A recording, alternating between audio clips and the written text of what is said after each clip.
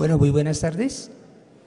Bienvenidos a la Cátedra Mito y Ciencia, que se desarrolla de manera conjunta entre la Universidad Central y la Universidad Jorge Tadeo Lozano. Hoy como conferencista tenemos al doctor José Fernando Izaza Delgado, es el rector de la Universidad Jorge Tadeo Lozano, y su conferencia, como está en la diapositiva, se titula «¿Y Dios creó los enteros?». Y como se acostumbra, pues voy a hacer una pequeña parte introductoria. Stephen Hawking y Leonard Lodinov, en su libro El Gran Diseño, afirman que la naturaleza se rige por leyes surgiendo tres cuestiones. Primera, ¿cuál es el origen de las leyes? Segunda, ¿hay algunas excepciones a estas leyes, por ejemplo, los milagros? Tercera, ¿hay un solo conjunto posible de leyes? Kepler, Galileo, Descartes y Newton respondieron que las leyes eran obra de Dios. Sin embargo, ello no es más que una definición de Dios como la encarnación de las leyes de la naturaleza, salvo que se dote a Dios con otros atributos, como por ejemplo ser el Dios del Antiguo Testamento. Utilizar a Dios como respuesta a la primera pregunta meramente sustituye un misterio por otro. Así pues, si hacemos intervenir a Dios en la respuesta a la primera cuestión, el embate real llega con la segunda pregunta: ¿hay milagros, excepciones a las leyes? Las opiniones sobre la respuesta a esta segunda pregunta han estado drásticamente divididas. Platón y Aristóteles mantuvieron que no podía haber excepciones a las leyes. Pero si se adopta el punto de vista bíblico, Dios creó las leyes, pero se le puede rogar, mediante la plegaria, que haga excepciones a ellas. En oposición al punto de vista de Descartes, casi todos los pensadores cristianos mantuvieron que Dios debe ser capaz de suspender las leyes para hacer milagros. Incluso Newton creyó en milagros de este tipo. Creyó que las órbitas de los planetas seguramente eran inestables, a causa de que la atracción gravitatoria entre los planetas produciría en sus órbitas perturbaciones que crecerían con el tiempo, con el resultado de que los planetas o bien caerían o bien serían expulsados del sistema solar. Dios debía, pues, estar reiniciando las órbitas, creía él, o dando cuerda al reloj celeste, sin lo cual éste se pararía. La tercera pregunta aborda la cuestión de si las leyes que determinan el comportamiento del universo y de los humanos son únicas. Si la respuesta a la primera pregunta es que Dios creó las leyes, entonces esta tercera cuestión se formula como: ¿tuvo Dios una diversidad de opciones para escogerlas?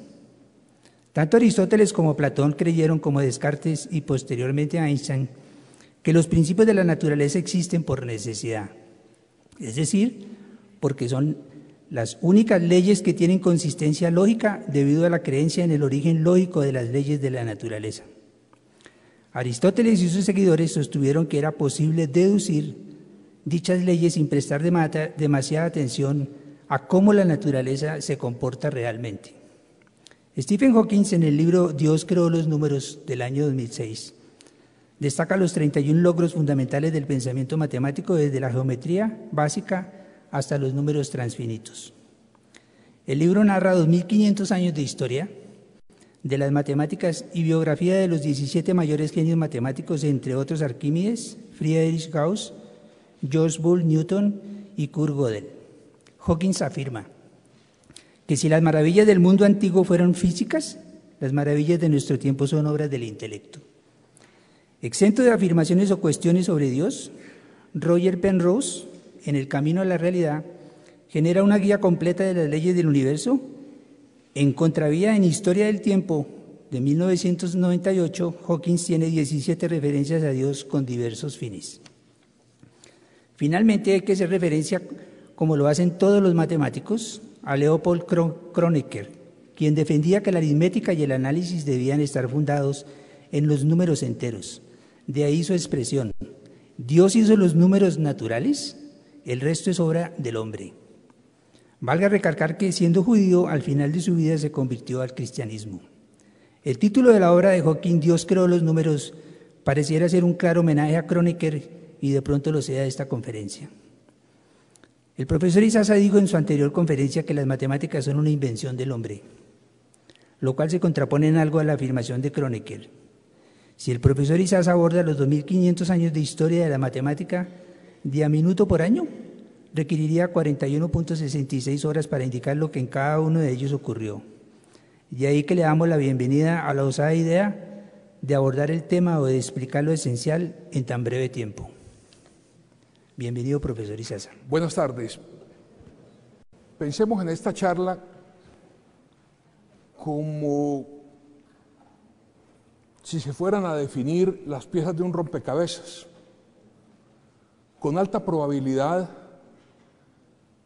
no vamos a armar el rompecabezas, pero podemos mirar algunas de esas piezas y quedar con la inquietud de que poco a poco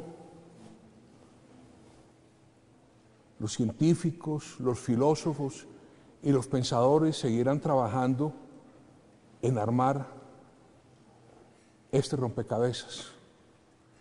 Y Dios creó los enteros.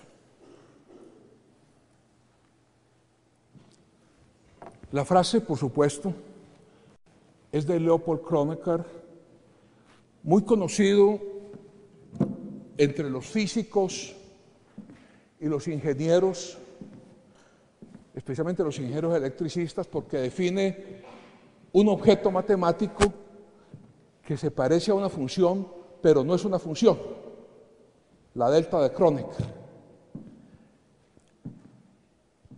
En el momento en que Leopold Kronecker hace esa afirmación, ¿qué se buscaba? Se buscaba lo que se denomina la aritmetización del análisis. Es decir, si todos los resultados de la matemática hasta ese momento, que eran muy ricos, incluían el cálculo diferencial, el integral, buena parte de los sistemas de ecuaciones, por supuesto la geometría elemental, una buena parte de la teoría de números. Pero la pregunta que se hacían, bueno, ¿y cómo hacemos para saber que todos estos resultados que obtenemos son ciertos? Estamos hablando de fin del siglo XIX. Hoy ningún matemático utilizaría la palabra cierta, porque sabe que esa palabra en matemáticas no existe. Lo más que uno puede aspirar son consistentes. Pero la pregunta era, tenemos aquí una herramienta poderosa para entender la naturaleza. ¿Cómo hacemos para saber si esa herramienta poderosa que tenemos está dando resultados ciertos? Trabajan en la aritmetización del análisis, es decir, ver cuáles son los mínimos postulados que permiten construir el aparato matemático.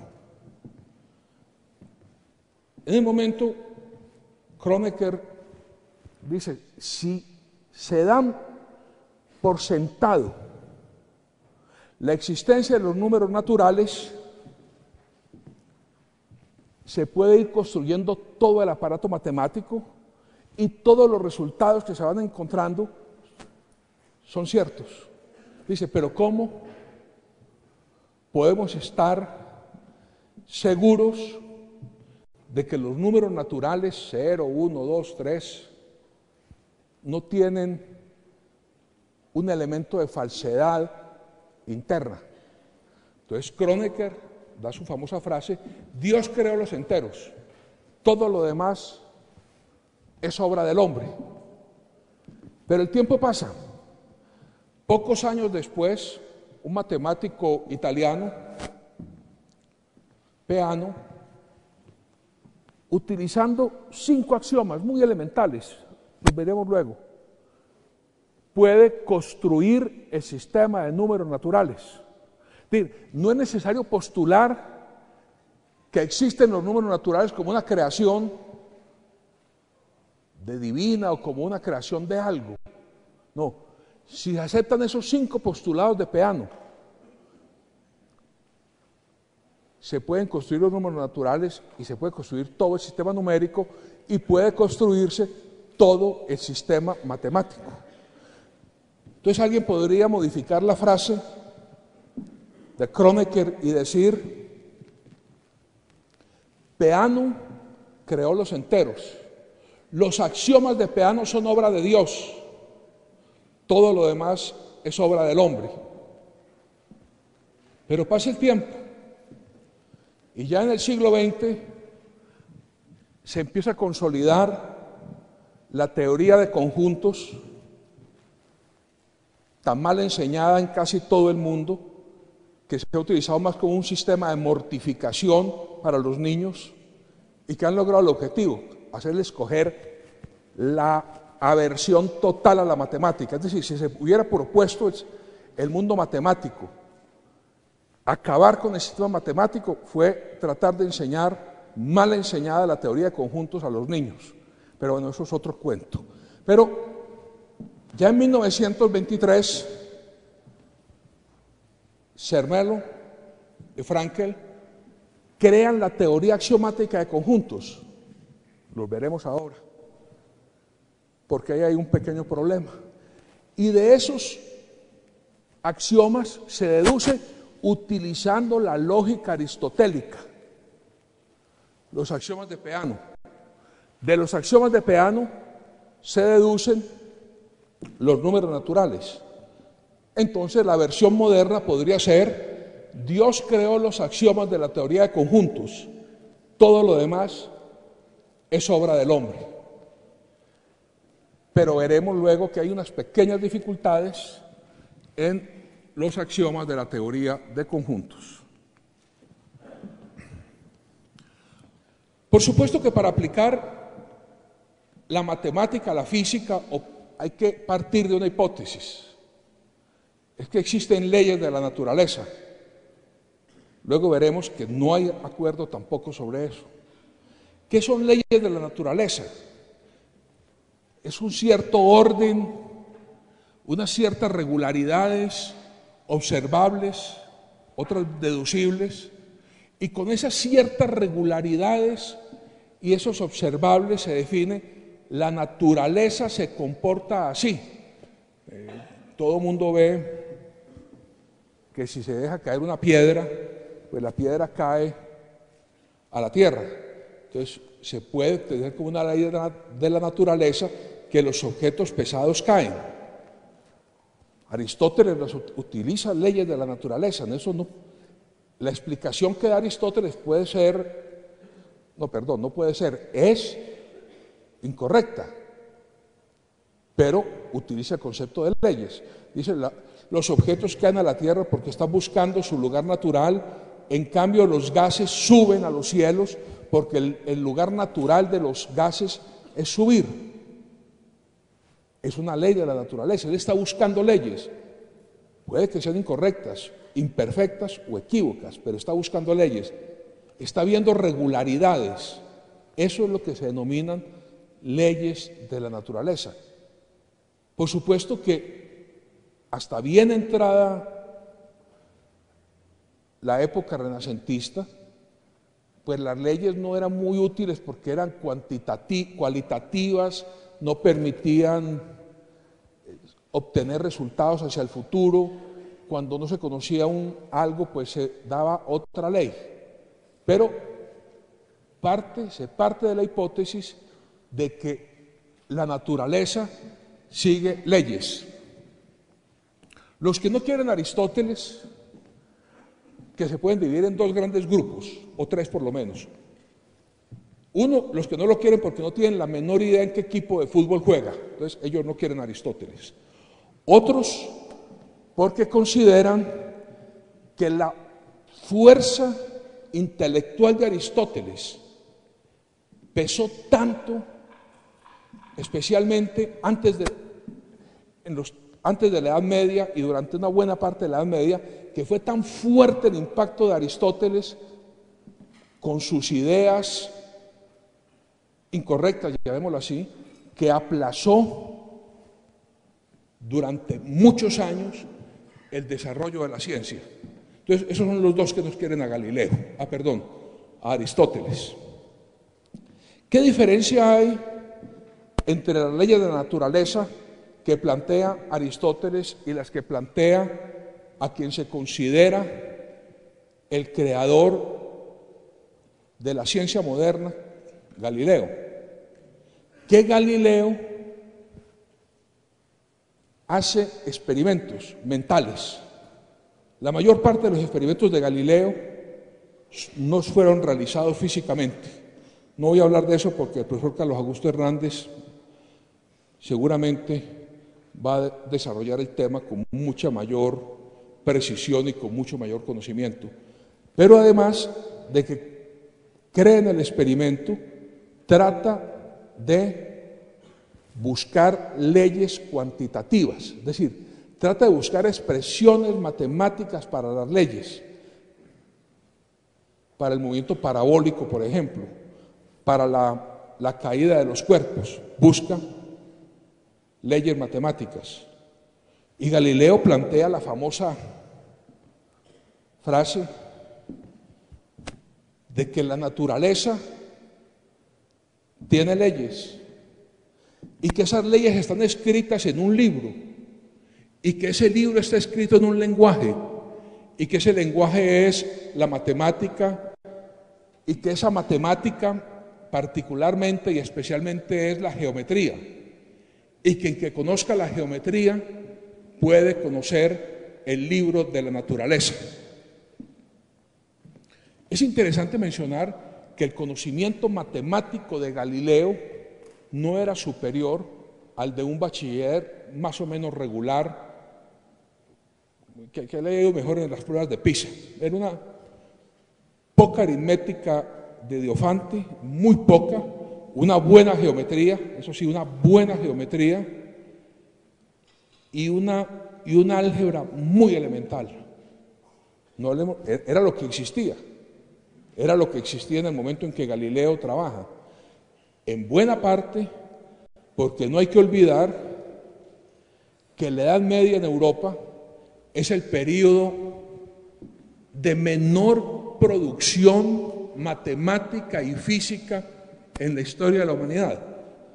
Si alguien le pregunta que quiere hacer una tesis sencilla de epistemología, pero que está muy ocupado, que no quiere mucho, pues diga que haga desarrollos matemáticos entre el año 450 y el año 1380 y hace una excelente tesis sobre el conjunto vacío.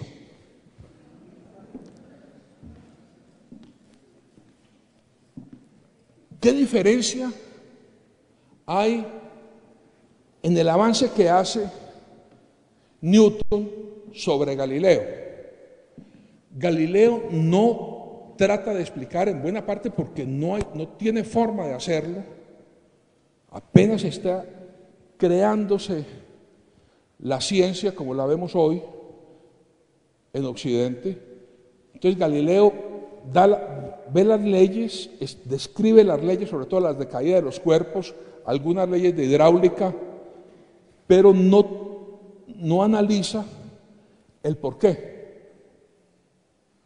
El paso que da Newton es buscar el porqué de las leyes que tiene la naturaleza, sobre todo las leyes que rigen el movimiento del cosmos. Ahí hay un gran avance entre Galileo y Newton. Y uno diría, podría casi parar en Newton, y una buena parte de la ciencia moderna está en Galileo y en Newton. Aún buena parte de los sistemas satelitales trabajan con las leyes de Newton sin corrección gravitatoria. Las GPS sí utilizan, por ejemplo, corrección gravitatoria, pero el movimiento de satélites, el lanzamiento de satélites, utiliza simplemente las leyes de Newton con correcciones, pero no con correcciones relativistas. Buena parte está en Newton. Pero veamos que hasta ahora todos han dicho, hay leyes de la naturaleza, están expresadas en un lenguaje matemático y las leyes de la naturaleza permiten algo que ha sido el sueño de la humanidad, predecir el futuro, en una forma un poco más limpia, porque todos han buscado predecir el futuro. Una ecuación diferencial no es más ni menos que una forma de predecir el futuro. Los árabes predecían el futuro de una forma un poquito desagradable, era encerrar a un pobre señor en un tonel y ese tonel estaba lleno de aceite de oliva, y le daban únicamente a comer higos. Todo el día comía higos hasta que se moría. Cuando se moría y se descomponía, el olor no está descrito, se abría el tonel y como estuvieran las arterias y los huesos, se podía definir el futuro de el califato de Damasco, donde se utiliza ese método que por lo menos ofendía al olfato y a la vista. Pero ha sido el interés de toda la humanidad conocer el futuro. Entonces, la forma de poder conocer el futuro, por lo menos hasta 1904, era utilizar un lenguaje matemático que está en ecuaciones diferenciales, integrar las ecuaciones diferenciales y ver cómo se comportan los objetos, los sistemas hacia el futuro, por lo menos hasta 1904. Es un sistema un poco más limpio, más aseado. Hay otro que es forma de conocer el futuro que utilizaban también en el califato de Damasco, que es un poco desagradable. La pena de muerte se ejecutaba con un corte instantáneo, pero el verdugo trataba de que al cortar la cabeza saliera volando. Y el verdugo decía que esa cabeza volando decía algunas cosas y que esas cosas él las interpretaba y al califa le decía lo que iba a pasar. Es un método que yo no recomendaría ahora por ningún motivo para predecir el futuro, existiendo métodos un poco más civilizados como son las ecuaciones diferenciales o los sistemas dinámicos.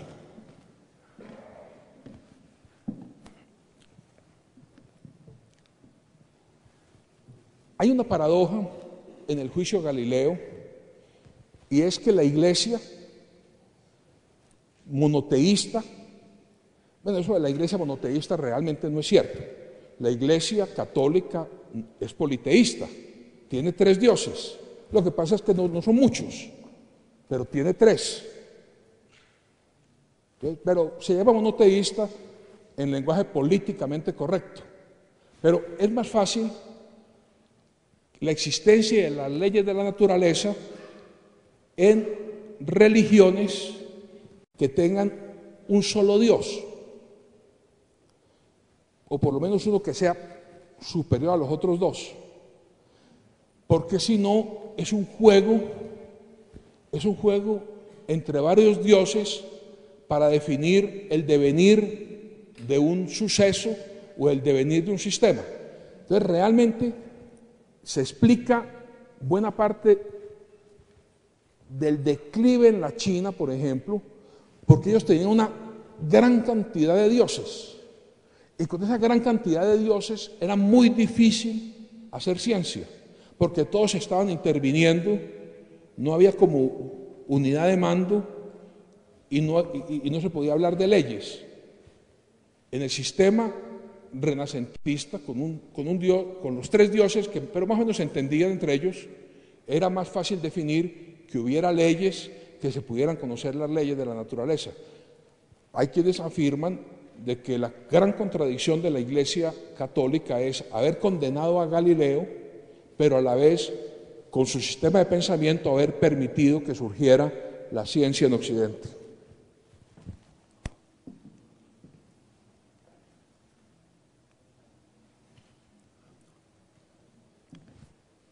En el Timeo de Platón dice: el orden establecido por el demiurgo en el universo se manifiesta como la simetría en el nivel más fundamental, simetría, geometría, una simetría que hace posible la descripción matemática del universo.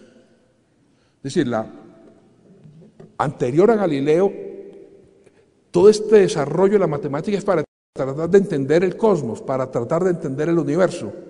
Platón es muy claro que dice, sí hay no solamente unas leyes, sino que hay una matemática en el universo, y la labor es únicamente tratar de descubrirla y no de inventarla.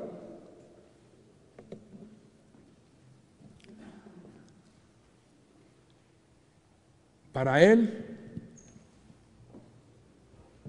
las formas geométricas dan el concepto total de belleza. Y para los 5 poliedros regulares, y son 5, no son 6, ni 4, ni 8, es tal vez de las pocas demostraciones sencillas de la geometría del espacio que puede hacer cualquier muchacho, es demostrar que no es sino 5 poliedros regulares. Dice, el universo tiene que estar organizado con estos 5 poliedros regulares. Kepler, cuando trata de buscar las distancias de los planetas al Sol, utiliza los poliedros regulares y trata de ver si las distancias son las que definen un primer poliedro regular que engloba la órbita del planeta más cercano, Mercurio. Claro que llevado al extremo, esa geometrización lleva también a ciertos atrasos en el desarrollo de la cosmología.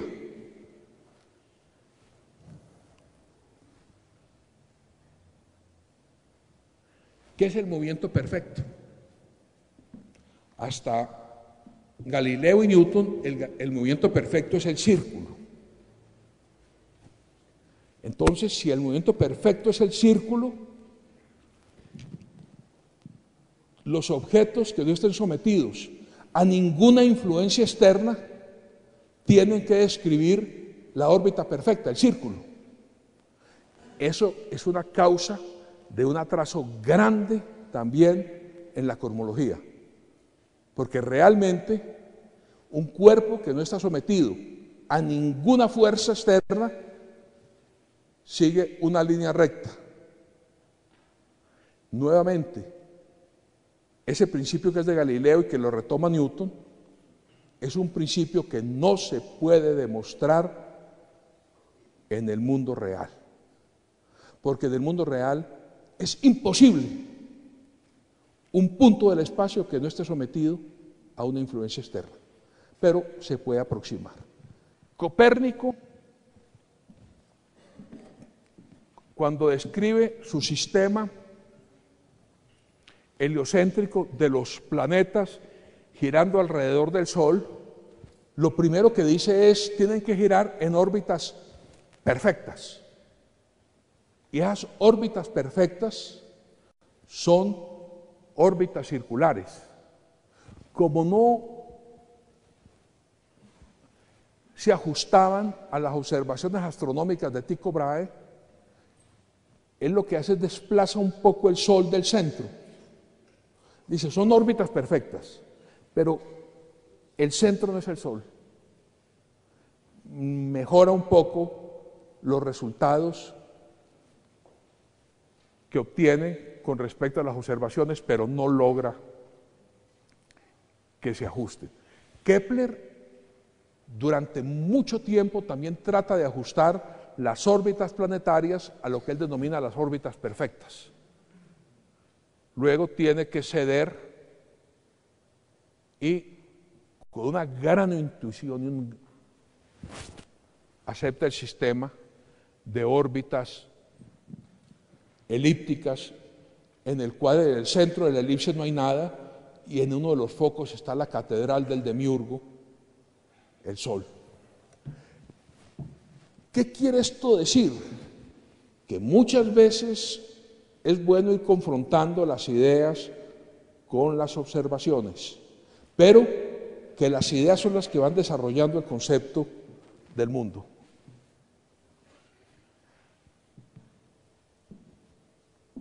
Sin embargo, las preguntas siguen. Ya estos son pensadores del siglo XX. La irrazonable efectividad de las matemáticas. No hay ninguna razón que para que un sistema de lenguaje totalmente artificial y no evolutivo, y aquí también voy a hacer una pequeña cuña, buena parte de la dificultad de la enseñanza de las matemáticas en escuelas primarias, medias y en la universidad es que los profesores creen que las matemáticas son evolutivas y que las tienen que enseñar como se enseña el lenguaje. Con eso logran que no se aprenda matemáticas, pero tampoco se aprende el lenguaje. Las matemáticas no son evolutivas, el lenguaje sí. El lenguaje sí es necesario para el hombre para defender. El lenguaje no solamente el verbal, sino el corporal, el simbólico, es necesario para defenderse, para poder vivir. Las matemáticas, con perdón de mis colegas, no. Para poder vivir en la selva, con que uno sepa, allí viene un tigre que me va a coger 2 tigres o muchos tigres, con eso es suficiente para defenderse. Entonces la irrazonable efectividad de las matemáticas. No hay ninguna razón para que las matemáticas se ajusten al sistema físico o el mundo se ajuste a las matemáticas. Dice, un regalo gratuito e inmerecido. Bueno, y con eso sale el problema. Einstein hace la pregunta y por supuesto con su gran inteligencia sabe que muchas preguntas no se pueden contestar sino preguntar. La ciencia la desarrollan los que hacen las preguntas.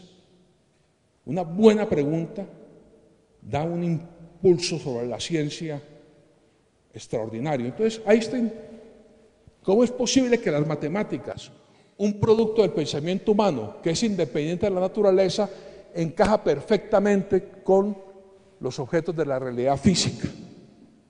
Pero él no responde la pregunta. Entre otras cosas, porque responder la pregunta implica un concepto metafísico, implica aceptar que existen leyes de la naturaleza y que la matemática expresa esas leyes de la naturaleza. Eso es metafísico. Quiero aquí citar algunos grandes pensadores en que muestran que no hay tal acuerdo, si sobre las matemáticas son un descubrimiento del hombre o que las matemáticas están por ahí en el cosmos y que alguien coge y trata de captarlas, si es una invención del espíritu humano o si es simplemente un descubrimiento. Que hay 2 medallas Phil, Alan Cones, es un neoplatonista y afirma que las matemáticas no son una creación del cerebro humano, sino un descubrimiento. Alan Cones está vivo, fue medalla Phil hace unos 12 años, actualmente trabaja en la Fundación Clay de los problemas del milenio, es decir, no es ningún aparecido,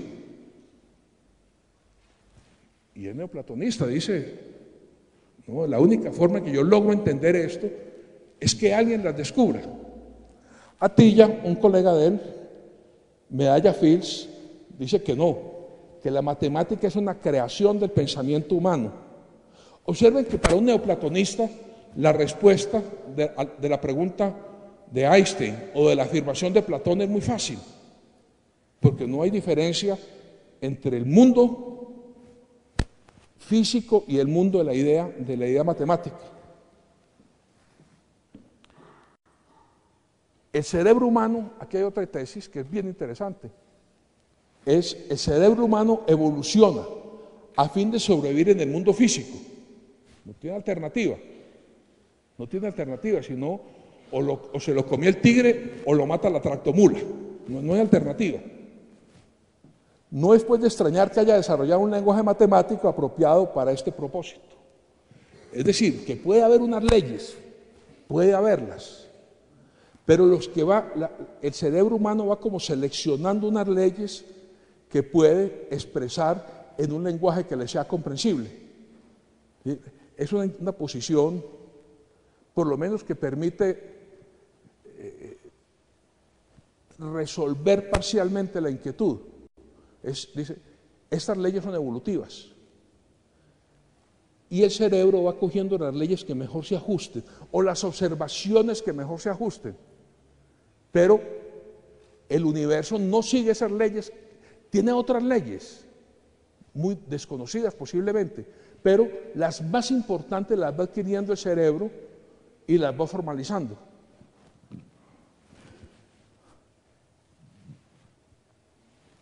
Las leyes del pensamiento preceden a las leyes de la naturaleza.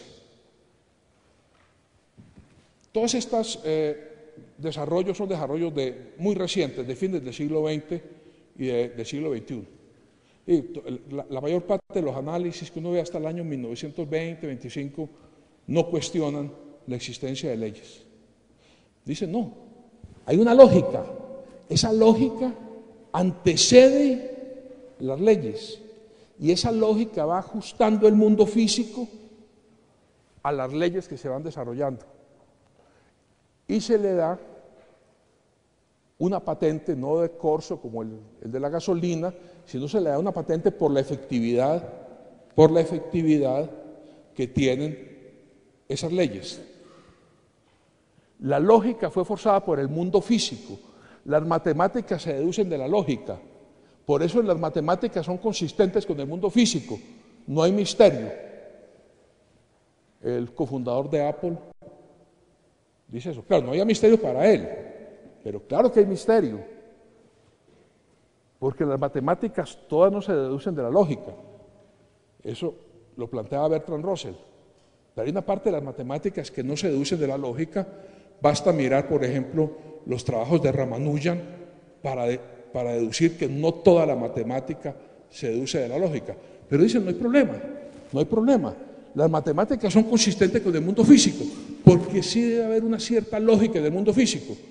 Entonces, olvidémonos del problema de las leyes de la naturaleza.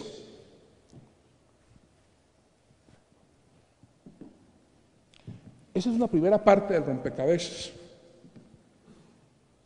La respuesta, no la sé.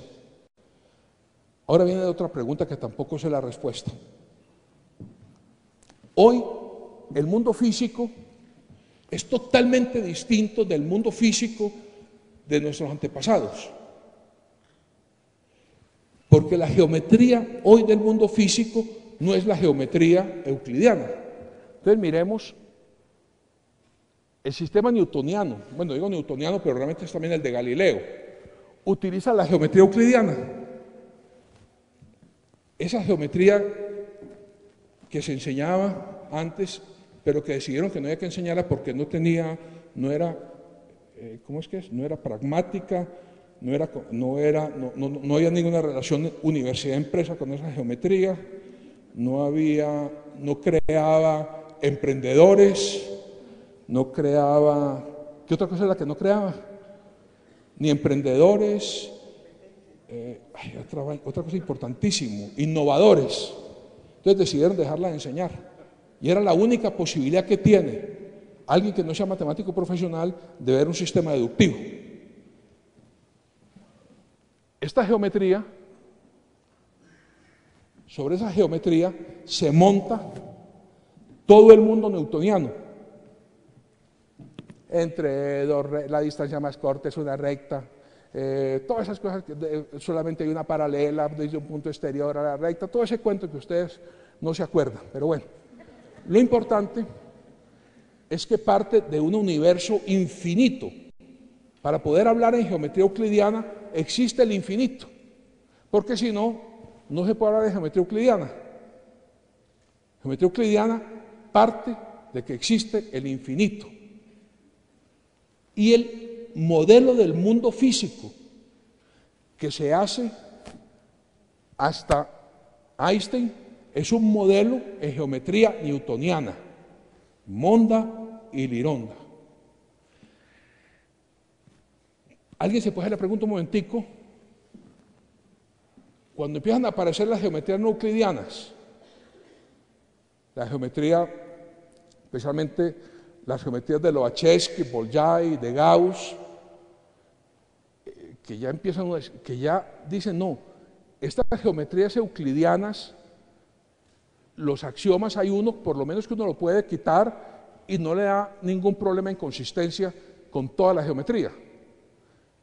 Ese cambio de la geometría, y cuando aparece la geometría Riemann, la geometría implícita, Es esa geometría la que obliga a cambiar el concepto de mundo físico y obliga a que pensadores como Einstein creen un modelo del universo totalmente distinto, un modelo del universo en el cual las masas distorsionan el espacio, en el cual los tiempos dependen de la gravitación y de la velocidad. O por el contrario, es Einstein el que obliga a modificar las geometrías. No es fácil saberlo. Es decir, no es fácil saber si Tullio Levi-Civita y Gauss hubiera existido teoría de la gravitación, o Einstein en su teoría de gravitación obliga a utilizar las herramientas de esos geómetras. Y si es la geometría la que va modificando el mundo físico, o es el mundo físico el que va obligando a modificar la geometría. Hoy, especialmente a través de los trabajos de Mandelbrot, dicen, no, qué caramba, nada de geometría ni euclidiana, ni geometría de Riemann, ni de Lobachevsky, ni nada de eso. La geometría es la geometría de los fractales. Paso a demostrarlo. Mandelbrot, que fue un gran matemático, murió hace poco, no se caracterizaba por la modestia. No era precisamente un matemático modesto, sino que dijo, este libro va a tener mayor impacto que la geometría de euclidiana. Y a fe que lo ha tenido. Y muestra que hay otra geometría. Que esa geometría, por ejemplo, la geometría de los sólidos, no modela las montañas. La geometría de Riemann no modela el crecimiento de los caracoles.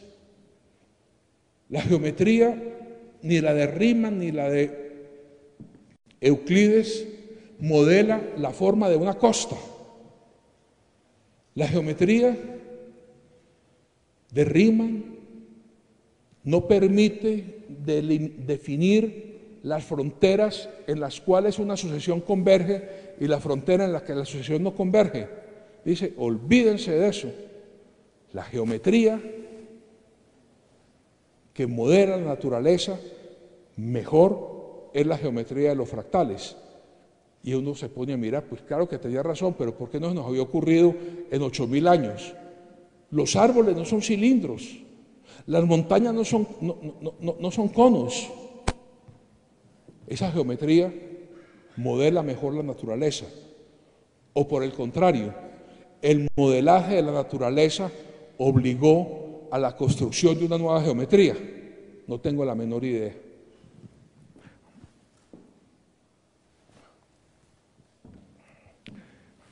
No resisto la tentación, y por eso la puse ahí como, y no sabía dónde poner, la demostración de que dos hechos muy importantes, jugar bien billar o cruzar una calle, no tienen nada que ver con la física. Sí, los físicos que juegan buen billar es porque practican mucho billar, no física. Y los físicos que han trabajado un poquito más saben que no se puede, sí aplicar la ley de la física, pero no se puede deducir la trayectoria de una bola de billar en un tablero. No se llama tablero, se llama una mesa de billar. ¿Por qué? Porque el movimiento es totalmente caótico. Cualquier diferencia de milésimas de ángulo o cualquier diferencia en el impacto da una trayectoria distinta. Pero ¿por qué se puede jugar? Se puede demostrar que no es posible determinar exactamente la trayectoria de una bola de billar que choque más de 2 veces. No es posible calcular el rozamiento, exactamente la fuerza exacta. Es imposible. Entonces, los físicos que quieran jugar billar, yo les recomiendo que jueguen billar y que no se pongan a estudiar sistemas caóticos, porque van a ser muy buenos en sistemas caóticos, pero malos jugadores de billar. El billar es un juego adaptativo, es la experiencia del jugador de billar que sabe a qué velocidad, cuál fue la fuerza, en qué ángulo le da y hace la carambola. Si eso no fuera así, estos juegos de azar de la bolita y el resorte, ustedes lo recuerdan, ¿no? Ya no se usan tanto. Si uno pudiera calcular la trayectoria, quebraba el casino. Pero fíjense que nunca da la trayectoria igual. Cualquier pequeña diferencia en la velocidad que se suelte, el momento en que se suelte, la tensión del resorte da una trayectoria totalmente distinta. Si no, se quebraría el casino. Entonces son dos experiencias que son adaptativas. No se deduce, las leyes de la física permiten calcular unas trayectorias aproximadas, pero no la trayectoria exacta. Cruzar una calle o huir de un tigre. Si cuando uno va a cruzar una calle, dice, la tractomula va, bueno, las tractomulas no pasan, el bus, la buseta va a tantos kilómetros por hora, la probabilidad de aceleración es tantos metros por segundo al cuadrado, mi capacidad, mi velocidad es tal, pero mi aceleración es tal, entonces como la distancia hago la triangulación, bueno, lo mata el bus, no hay nada que hacer. A la gente no la matan los buses por experiencia adaptativa, saben que si está por esos lados y va a esta velocidad y el conductor no es lo suficientemente asesino, pues un asesino medio, la persona puede cruzar. Si va a hacer el cálculo, lo mata, no existiría, para bien de los estudiantes malos, no existirían físicos en el mundo, todos los hubiera matado ya los buses, no los matan por experiencia adaptativa.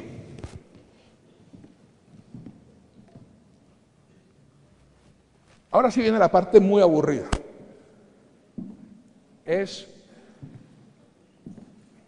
Porque dijimos que Dios creó los axiomas de la teoría de conjuntos y que todo lo demás es obra del hombre. Entonces, vamos a ver los axiomas de la teoría de conjuntos, son muy rapidito, no es necesario. El primero es que dos conjuntos son iguales y son iguales, si tienen los mismos elementos. Pero ¿cómo no se le había ocurrido? El segundo, que todo conjunto no vacío tiene un elemento Y tal que X con la intersección de él sea vacío. Uno de los conjuntos, y pues claro, el axioma de regularidad, no, el axioma de especificación, que sí que es un conjunto y puede una propiedad, existe un conjunto de los elementos de ese que tiene esa propiedad, no hay problema. Axioma de pareja, que sí que si ellos son conjuntos, existe otro conjunto que tiene los elementos de esos conjuntos, tampoco hay ningún problema. Axioma de unión, que uno puede unir los elementos de un conjunto y crear otro conjunto, faltaba más, ¿a quién no se le ocurre? Axioma de reemplazo, si hay una expresión en dos variables y para cada X que pertenezca a un conjunto existe un Y tal que esa expresión sea cierta, entonces existe un conjunto formado por los elementos de Y, desde Aristóteles. Esto realmente en Aristóteles se puede encontrar casi. El axioma del infinito. Esa S se llama el sucesor de Y. Si Y es Y, unión el conjunto con el elemento es Y, existe un conjunto tal que el vacío pertenezca al conjunto, eso no tiene problema. Y tal que si cualquier elemento pertenece al conjunto, el siguiente también pertenece. Eso es así mansipico, se crea el infinito. No, realmente, esto es tan bonito porque es que el infinito es una cosa un poquito desagradable, porque por ejemplo la eternidad, digamos, la eternidad en el infierno no sería desagradable, porque ahí está toda la gente amable, chévere, en fin, todo. Lo aburrido del infierno es que es muy largo, es infinito, entonces el problema es como una visita larguísima. Entonces el infinito pues es un poquito molesto. Esta es la formalización de una demostración de por qué existe el infinito. Dicen, considere todos los pensamientos que una persona tenga. Bueno, una persona más o menos que tenga pensamientos, pues no es necesario, pues no hay que buscarlos un poco más al sur por allá, porque de pronto se encuentra uno que es muy fácil, no, que no sea el conjunto vacío, ¿no? Digamos, que el conjunto de los pensamientos no sea el conjunto vacío. Eso no es tan difícil. Entonces, que tenga todos los pensamientos. Hasta ahí. Puede tener otro pensamiento. El pensamiento que involucre todos los anteriores. Es otro pensamiento distinto. Y puede tener otro. El pensamiento que involucre todos los anteriores, incluyendo ese que incluye a todos. Entonces, el conjunto de los pensamientos que puede tener una persona es infinito. Por supuesto que a los matemáticos no les gustaba esa demostración y decidieron ponerla formalizada, que es esta, axioma del infinito. Así Mancita dice que existe un conjunto con infinitos elementos. Y a los que les gustan los axiomas de Peano, por supuesto que ese es el elemento siguiente, el que le sigue a un elemento. Por supuesto que ya están los axiomas de Peano. El axioma del conjunto de partes, que si yo tengo un conjunto cualquiera, puedo formar otro conjunto cuyos elementos son los subconjuntos de ese. Problema, faltaba más, no se le había ocurrido. Aquí sí viene un problema, el axioma de elección. Me dice, a ver, que si uno tiene un conjunto, hipótesis de emergencia, que no sea vacío, y está formado una serie de subconjuntos ahí. Entonces que uno puede coger de cada uno de esos subconjuntos un elementico, ¿sí? Y forma otro conjunto. Dice, faltaba más. ¿Qué problema puede haber ahí? Pues no había ni... Entonces, simplemente que tengo unos conjuntos, tengo esos subconjuntos y voy cogiendo uno ahí. El maldingo problema es que cuando el conjunto tiene una cardinalidad, es de Aleph 1 o Aleph 2 o más, este axioma que parece elemental produce paradojas que no se pueden explicar. Y es uno de los ejemplos por los cuales no se puede aplicar la matemática a la física. Si uno considera que en esos 9 axiomas, no se olviden que de esos 9 axiomas se deducen los axiomas de Peano, se deducen los números naturales y se deduce toda la matemática, toda. Si uno cree o considera que esos 9 axiomas no tienen el demonio de la inconsistencia, no puede aplicar la matemática a la física. Porque este axioma produce, por ejemplo, la paradoja de Banach-Tarski. La paradoja de Banach-Tarski, utilizando el axioma de elección, permite hacer esta gracia. Coger una esfera, partirla en 5 conjuntos. Son conjuntos bastante intrincados porque utiliza el axioma de elección. Y con esos 5 elementos coge uno. Con 3 vuelve a formar la misma esfera y con los otros 2 forma la misma esfera.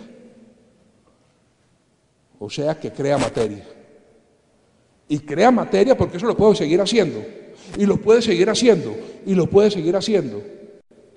Y puede crear todo el cosmos en una pelota de ping-pong, pero rellena por lo menos.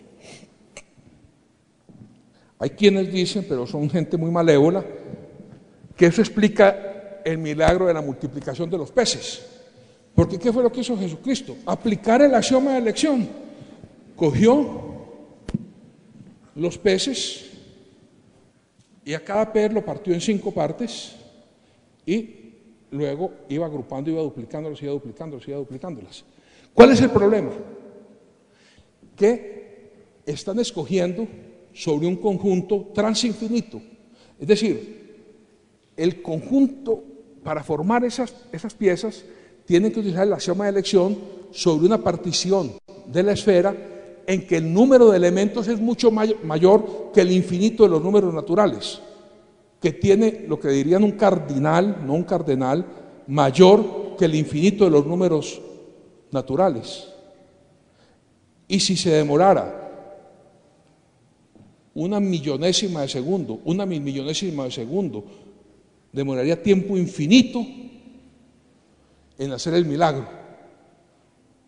O puede decir, no, pero es que acorte los tiempos, pero de todas formas le da tiempo infinito, aún acortando los tiempos. Entonces, ahí hay una pequeña dificultad. Ese hecho mental de escoger un elemento para ir, porque así se van formando los los 3 y los 5 conjuntos en la esfera. Quienes están interesados, es un pequeño folleto, lo pueden conseguir ahí y se lo regalan. Antes hasta les dan una enzima, les dan un marcador si lo van y lo piden de regalo. Hasta les dan marcador. Es un poquito matemático, desafortunadamente, pero tiene un cuentico ahí que no es tan matemático. Algunos amigos dicen que sirve muchísimo más que las pastas de Somerex para dormir.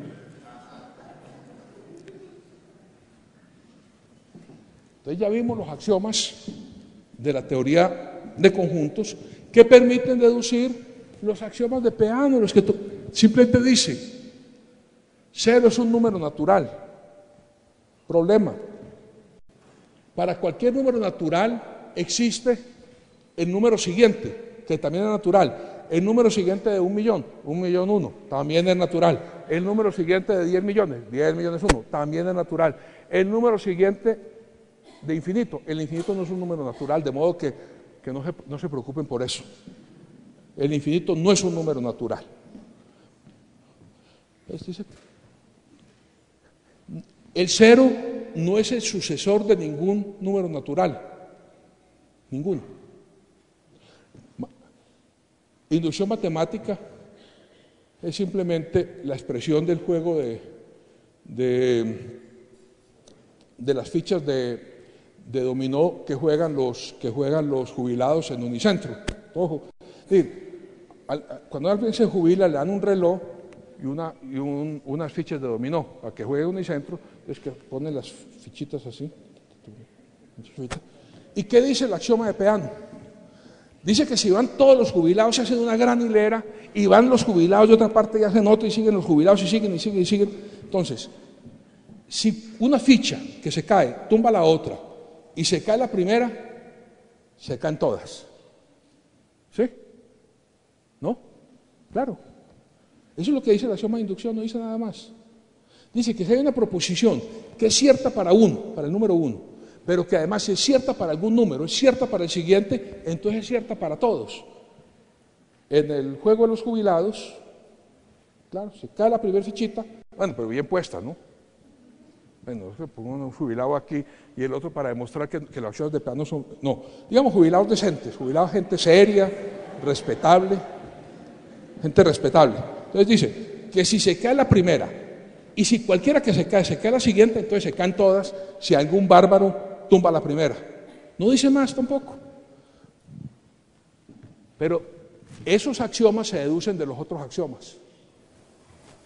O sea, que los primeros axiomas, pero con el maldito problema del axioma de elección, permite construir todo el sistema numérico. No se lo voy a construir ahora para evitar un suicidio colectivo. Construir de los naturales, pasar a los enteros, es un juego de niños. Es un juego de niños. La humanidad no demoró sino 5.000 años en hacerlo, de modo que eso es un juego de niños. ¿Sí? Pasar de los enteros a lo que llaman los quebrados o las racionales es relativamente sencillo. No es muy complicado. Es relativamente sencillo. Pasar de los racionales a los números reales es complejo. Realmente es bien complicado. Los mejores trabajos son las cortaduras de Dedekind y las series de Cauchy. Requiere ya un nivel de análisis un poco más sofisticado, pero ya se hizo y ya todos aceptan ese punto, no hay problema. Pasar de los racionales a los números complejos es relativamente sencillo.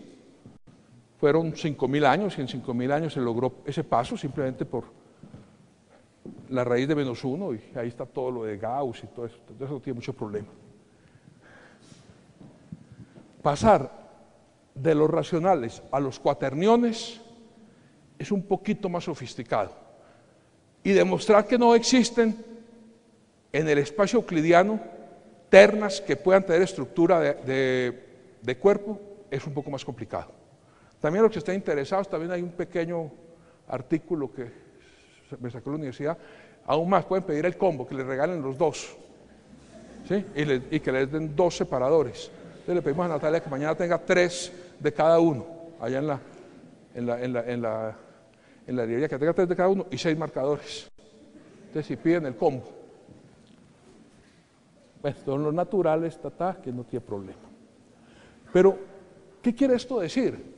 Que ya está construido el sistema numérico y no se puede, y nadie va a ponerse a trabajar en los quintiones porque no existen, ni en los sextiones porque no existen, y no es por falta de esfuerzo para que existan, es que Frobenius demostró en 1870 que no existen, que no es que la mamá le diga al muchachito, haga un esfuercito, mijo, para ver si puede trabajar en los quintiones. No, no existen. Entonces ya está construido el sistema numérico. Afortunadamente. La estructura de los números reales es mucho más complicada de lo que se pensaba. Porque no solamente los números reales tienen los números naturales, los enteros, los racionales, como debe ser, sino que tiene unos números que son solución de ecuaciones algebraicas con coeficientes racionales y se llaman, por supuesto, con una gran imaginación, números algebraicos. Entonces se llaman los números algebraicos porque son solución de ecuaciones algebraicas con coeficientes enteros o racionales, no importa.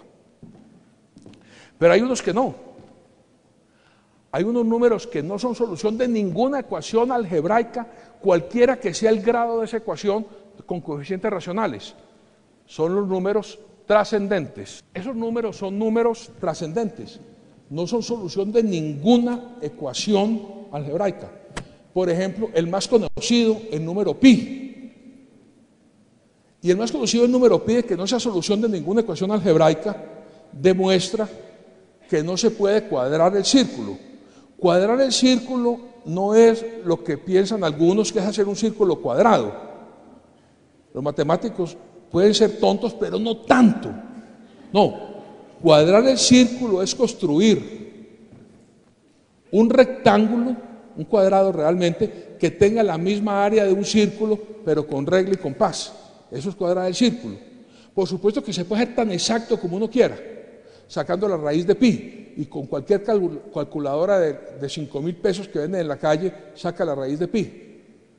Pero no se puede hacer con regla y compás. Eso es lo que llama que no se puede cuadrar el círculo. No es construir ningún círculo cuadrado, es construir un rectángulo que tenga la misma área de un círculo. Porque esos son números trascendentes. Pero hay otro problema. Se sabe que la mayor parte de los números reales son trascendentes, pero vaya, demuestra que un número real es trascendente. Hay unos pocos ejemplos. Está por supuesto que está el de Liouville, pi, la base de los logaritmos naturales. Por ejemplo, que es muy conocido, la constante de Euler, no se tiene la menor idea si ese número es trascendente o no. No se tiene idea, ni siquiera se sabe cómo atacar el problema para ver si es trascendente o no. Para los que son aficionados al Dr. House, en la última serie, que hay una niña chiquitica que está de ayudante de él, la niña House, que es un buen médico y mala gente, como debe ser, sí le pregunta a la niña si la constante de Euler es número trascendente o no, y la niña contesta bien, y por eso House la acepta en su equipo. Pero eso no tiene nada que ver con esto. Pues por supuesto que no tiene nada que ver. Pero ahí no acaba la complejidad. La complejidad es que la mayor parte de los números son trascendentes, pero la mayor parte de los números son no computables. Y ahí sí ya la cosa se pone más complicada. Porque estos números, el pi, el la constante de Euler, cualquier programador que no tenga más oficio en 5 minutos el programa para calcular con el número de cifras decimales que se quiera estos números. O sea que son computables. Pero la mayor parte de los números que existen, iba a decir en el universo, no, en la mente, la mayor parte de los números no son computables. No hay ningún programa de computador de complejidad menor que el número de dígitos de ese número que pueda determinar ese número de dígitos. Eso se traduce en que no se puede. Hay un matemático argentino, Chaitin, que se dedicó a trabajar, es vivo, está vivo todavía, tiene 60 años, 60 y pico de años, y sigue activo en producción matemática, en que crea el número omega. Esto no es la marca de un reloj, aquí está, sino el número omega, y él lo llama modestamente el número omega de Chaitin, ¿sí? El número omega de Chaitin. Es un ejemplo en que utiliza todo el herramental de Alan Turing para construir un número que no es posible, sino con sistemas de mayor complejidad que el número, ir encontrando los números que lo forman. Es un número no computable, no hay forma de computar el número. Cualquier programa de computador que quiera buscar la cifra K es un programa de computador de una complejidad mayor que K, o sea, no es computable. Una idea, ¿y a mí qué me importa? No, el problema a mí tampoco, pero el problema es que la mayor parte de los números reales no son computables. Ahí empiezan a aparecer algunas pequeñas dificultades entre el mundo de las ideas y el mundo real, porque los físicos creen, y hay que reconocer que tienen razón, y hay que reconocer que tienen razón porque si no pues, es complicadísimo, creen que los números reales existen en el mundo físico, y la mayor parte de los números reales no existen sino en el mundo de las ideas. Y aquí vienen otros problemas. Ya. La matemática tiene varias limitaciones, por lo menos la matemática deducida de los axiomas de la teoría de conjuntos. O que no es completa, o que no es consistente. ¿Qué quiere decir que no es completa? Que hay proposiciones bien expresadas, sintácticamente perfectas, que dan un resultado matemático, pero que no es posible demostrar si son ciertas o son falsas. Lo que pasa es que dar un ejemplo directo es muy complicado. Entonces, no es completa, puede no ser completa. Habrá proposiciones que nunca se podrán demostrar si son ciertas o falsas de acuerdo con los axiomas que crean la matemática. En alguna ocasión le pregunté a Rodolfo Llinás si era posible, como ejemplo teórico, que la humanidad hubiera desarrollado un sistema matemático en el cual no se hubiera enfrentado con estas limitaciones. Rodolfo dice que sí, que hubiera sido posible. Un sistema, por ejemplo, mucho más cualitativo. El creador del software matemática,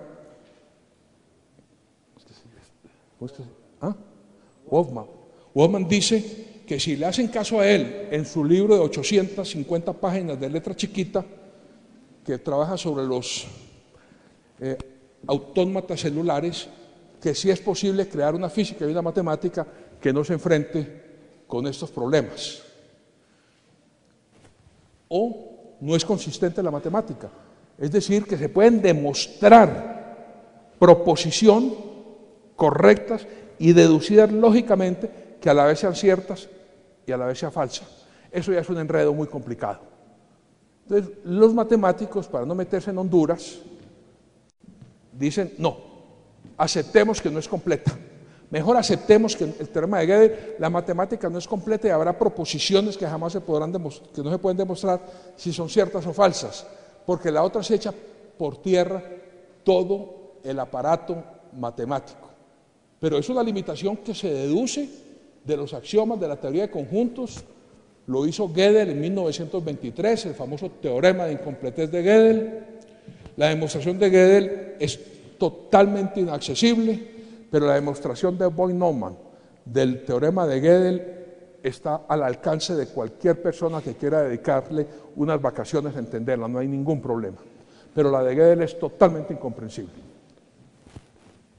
Y otra limitación de la matemática es que no se puede aplicar totalmente a la física.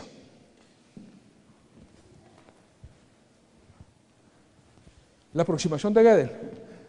Este realmente es un ejemplo que no es de Gödel. Este es mucho más de sabor de Bertrand Russell.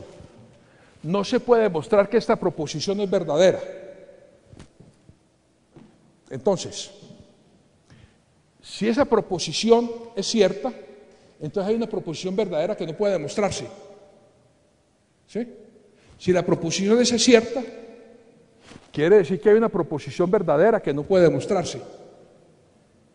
Y si esa proposición es falsa, quiere decir que es posible demostrar una proposición que sea falsa. Tiene mucho más sabor de Bertrand Russell que de Gödel, pero claro, y aquí está jugando con lo que Bertrand Russell dice: nunca ponga los definidos dentro de las definiciones.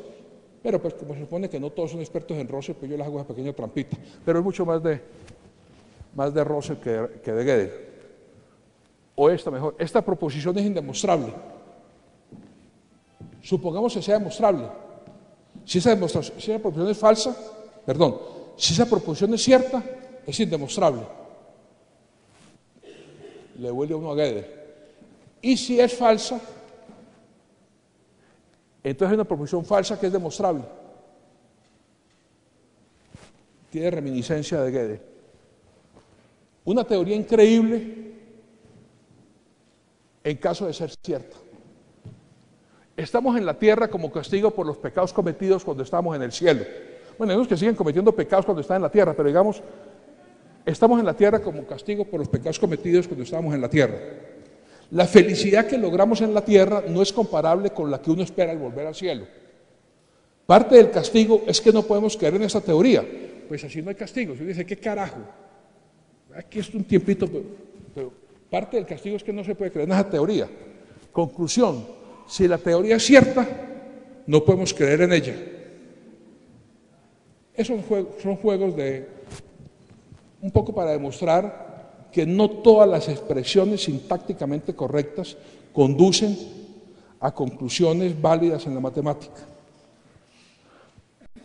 Aquí viene el problema en lo cual tenemos grandes diferencias con mis colegas y mis profesores de física, y es que no es posible aplicar la matemática a la física. Los números reales no existen en la física. En la física solo existen los números racionales, no más. Y cuando ven una fórmula con pi, ese pi es 3,14,16 o 3,14,5 o con lo que quieran, pero no es pi. Porque para que sea pi tendría que tener una información infinita. Y no hay ningún computador que pueda almacenar una información infinita. Entonces, en la física no existen sino los números racionales, que son una pequeñísima parte de los números. Es una pequeña dificultad para aplicar la matemática a la física. Los eventos de probabilidad cero ocurren. En física ocurren eventos de probabilidad muy baja, ¿no?, que están fundamentalmente relacionados con la constante de Planck, que es 10 a la menos yo no sé cuánto. Pero los eventos de probabilidad cero ocurren. Si uno preguntara, digan un número entre 0 y 1 al azar, todos dan un número racional. Algunos dan, y la probabilidad que al azar, se saque un número racional del conjunto de números entre 0 y 1 es 0. Es 0. Porque los números racionales tienen el cardinal de la Aleph 0 y los números reales tienen el cardinal de la Aleph 1. Entonces la probabilidad es 0. Y sin embargo, en física hay eventos de probabilidad 0 que ocurren. Bueno, ya dijimos que el lío, si se acepta la matemática, hay que aceptar el axioma de elección, y por lo tanto, del axioma de elección se deduce simplemente con las reglas de la lógica la creación infinita de materia. Entonces hay un pequeño problema de energía, entonces hay un pequeño problema porque los físicos consideran, y están en su derecho, de que no existe la creación de energía infinita. Entonces no se puede aplicar la matemática a la física. En el mundo real no es posible construir raíz de 2. en el mundo real. En el mundo de las ideas, claro, una longitud 1, saque la maldita perpendicular y la distancia acá es raíz de 2. En el mundo real es imposible. ¿Por qué? Porque el mundo real tiene materia. Al tener materia en el mundo real, la geometría que existe, la geometría real, no es la geometría euclidiana. Y raíz de 2 se construye en la geometría euclidiana. No se puede construir con regla y compás en una geometría de curvatura ni constante, ni en el espacio de Schwarzschild, porque simplemente construir la perpendicular, la distancia le cambia totalmente por una expresión complicadísima que parecen logaritmos, raíces, una cosa enredadísima. Entonces no es posible en el mundo real construir cosas tan sencillas como una recta. No es posible. Se podrá construir una geodésica, pero no una recta. Y el infinito no existe en el mundo real. El infinito es una concepción de la mente. Entonces son las limitaciones de aplicar la matemática a la física.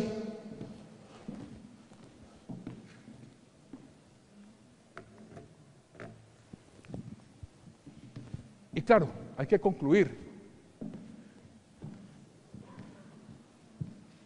Existen las leyes de la naturaleza, hay diferentes escuelas. ¿Se puede aplicar la matemática a la física? Sí, se puede. Se puede y es de una utilidad y de un poderío que realmente hace que no se piense en nada más, sino que se puede aplicar, porque esa es la forma más efectiva para calcular el futuro y para que se ha diseñado hasta ahora. Se puede aplicar. Casi como se aplica la teoría cuántica, que hace muchos de los científicos cuánticos decían, no tengo la menor idea cómo funciona, pero funciona. Entonces se puede. Y no hay ningún problema, pero ya si se quiere uno meter en Honduras, ahí hay dificultades. ¿Existen las leyes de la naturaleza? Es posible, pero es posible que la lógica humana haya descubierto entre todos esos sistemas que hay en la naturaleza, y entre esas regularidades haya extraído las leyes que mejor se ajusten, y eso es lo que llamamos leyes de la naturaleza. Es decir, es posible que el mundo real tenga un comportamiento diferente, ligeramente, no muy diferente porque no nos mata el carro ahora, pero que tenga un comportamiento diferente del mundo de las ideas. Si Dios creó las leyes, no tengo idea,